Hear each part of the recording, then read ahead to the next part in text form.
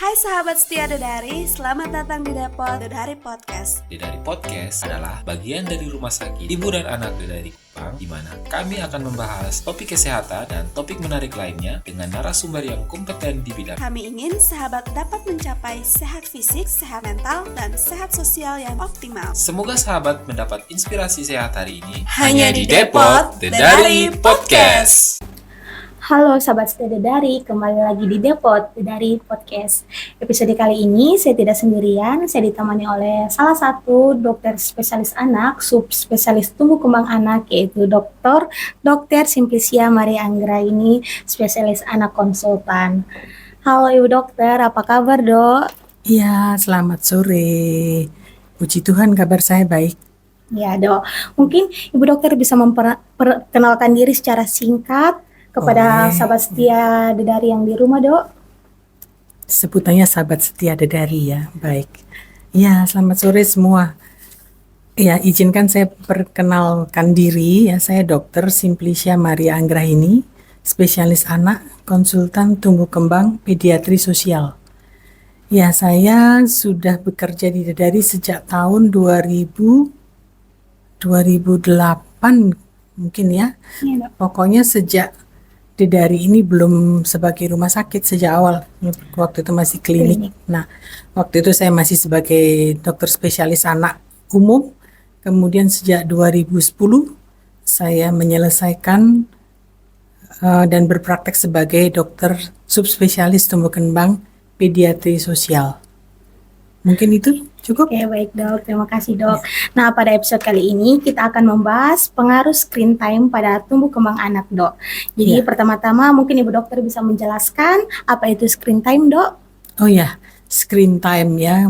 Sebetulnya istilah ini sudah umum dipakai, tapi mungkin untuk lebih jelasnya adalah segala kegiatan yang berhubungan dengan media layar. Media layar itu bisa berupa televisi, bisa berupa layar komputer, ataupun layar HP. Ya, jadi waktu yang digunakan ya untuk segala kegiatan yang berhubungan dengan layar. Gitu. Oke, baik Dok. Jadi bahas tentang screen time nih Dok. Nah, pengaruh screen time itu pada tumbuh kembang anak itu pasti ada positif dan ada negatifnya nih Dok. Ya, nah, benar. kita bahas dulu nih yang positifnya. Yang positif dulu Kira-kira ya. apa Oke. sih pengaruh positifnya Dokter? Ya, screen time itu sudah jadi kebutuhan untuk saat ini ya.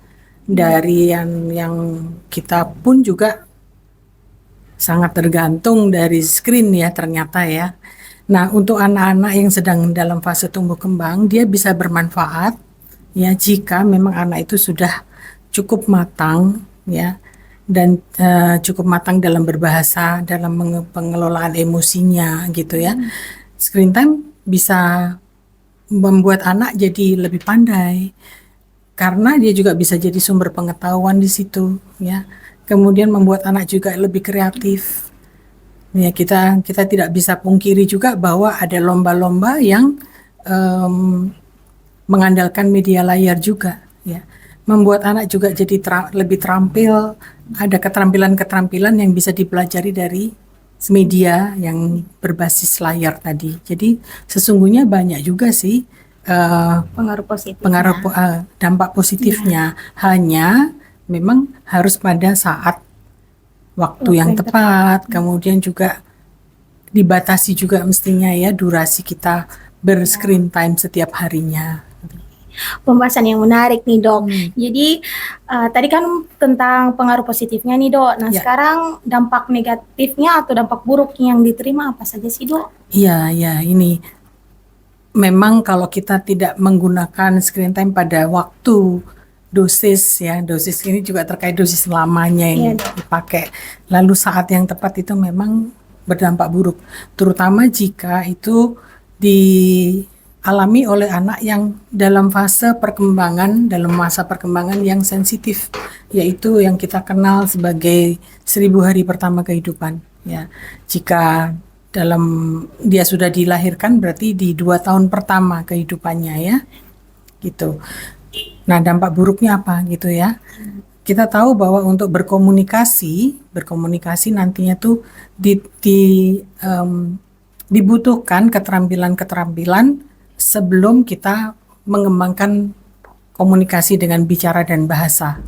Keterampilan-keterampilan itu antara lain adalah bagaimana melakukan kontak mata, melakukan perhatian bersama terhadap suatu hal, ya. Kemudian bagaimana harus bisa membaca mimik wajah, mengerti bahwa kalau bahagia itu biasanya kita tersenyum, tertawa. Kemudian jika sedih itu mungkin kita mengerutkan dahi, atau kalau marah.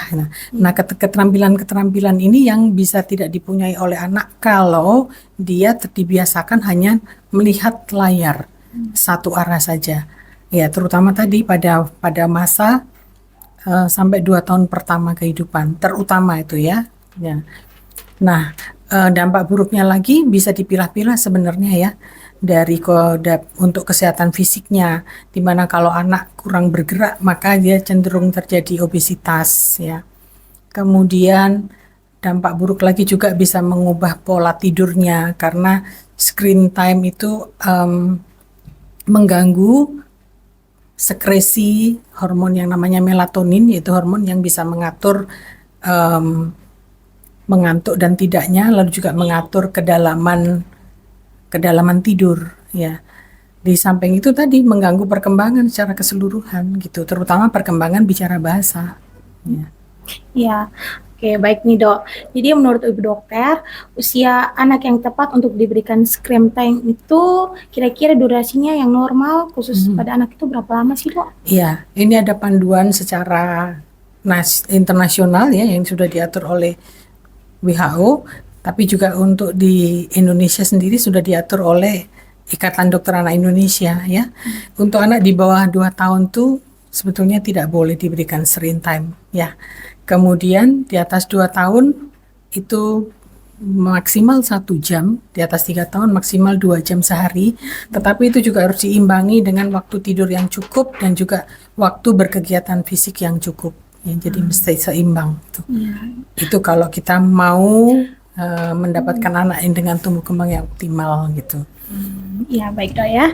Jadi kalau begitu sekarang bagaimana sih Ibu Dokter cara mengatasi anak yang sudah kecanduan screen time Dok? Misalnya nih Dok, anaknya mau makan tapi harus menonton TV dulu, YouTube dulu, baru mereka mau makan Dok. Iya, baik. Bagaimana mengatasi yang sudah kecanduan ya? Iya Dok. Memang mengatasi itu lebih sulit daripada mencegah tentunya ya. Iya Dok. Atau boleh saya ngomong soal mencegah dulu? Boleh Dok, boleh. Ya, Mencegahnya Dok. mencegahnya ya jangan dikenalkan media layar sebelum anak itu cukup matang. Boleh bermedia layar tuh hanya untuk video call ya, karena ada interaksi di situ. Atau jika sangat terpaksa menggunakan media layar yang menginduksi interaksi juga, dengan catatan bahwa interaksi itu harus sudah selalu dilakukan di rumah oleh orang tua gitu ya. Nah, sekarang kembali ke pertanyaan tadi, ya bagaimana mengatasi kalau sudah kecanduan. Iya, mau nggak mau kita mesti tega menghentikan screen time tadi.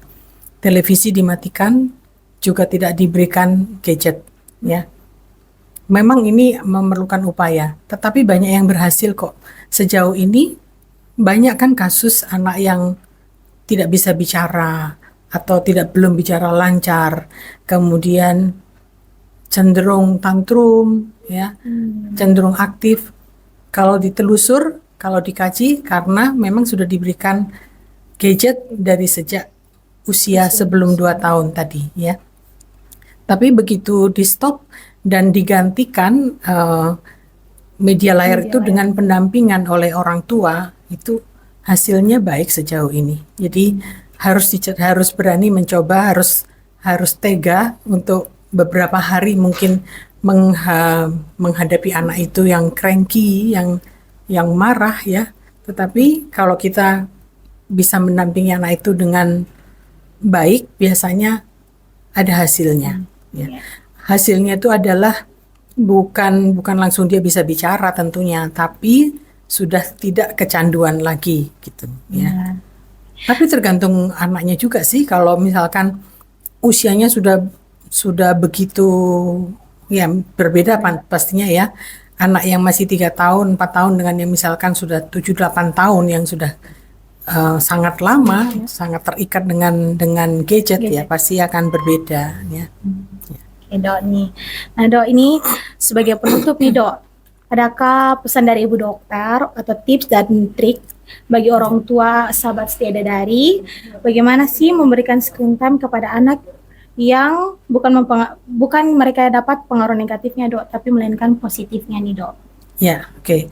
Yang pertama, ciptakan lingkungan yang kaya bahasa di rumah. Artinya kita yang harus banyak ngomong, banyak berinteraksi dengan anak itu, ya. Jangan dikenalkan media layar sebelum anak itu matang secara emosional ya, kemudian juga secara bahasa. Dia sudah paham ya, memahami banyak hal dan dia sudah bisa berbicara, sudah bisa ya mengungkapkan dengan beberapa kalimat gitu ya. Kemudian seandainya pun kita memberikan dia tontonan, harus kita yang memilihkan kontennya. Apa yang ditonton ya, kemudian kita mendampingi. Ya, tidak dibiarkan anak menonton sendiri. Lalu juga jangan membiarkan televisi ada di dalam kamar tidur ya. Sebaiknya ya waktu tidur untuk tidur ya. Lagi juga tidak membiarkan televisi yang tidak ditonton tetap berbunyi, jadi matikan gitu, karena yang namanya background TV istilahnya ya, jadi suara televisi saja itu juga itu yang membuat anak juga lebih memperhatikan suara itu daripada suara-suara yang lain, daripada panggilan kita, daripada ajakan kita gitu ya. Oke. Begitu Bagi- kira-kira. Baik, Ibu Dokter, terima kasih banyak, Dok, atas kehadirannya yang sudah hadir dari podcast untuk hari ini, Dok.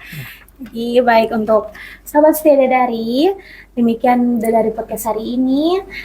Jika sahabat dari ada yang memiliki pertanyaan atau saran topik untuk berikutnya, untuk nanti di next episode gitu.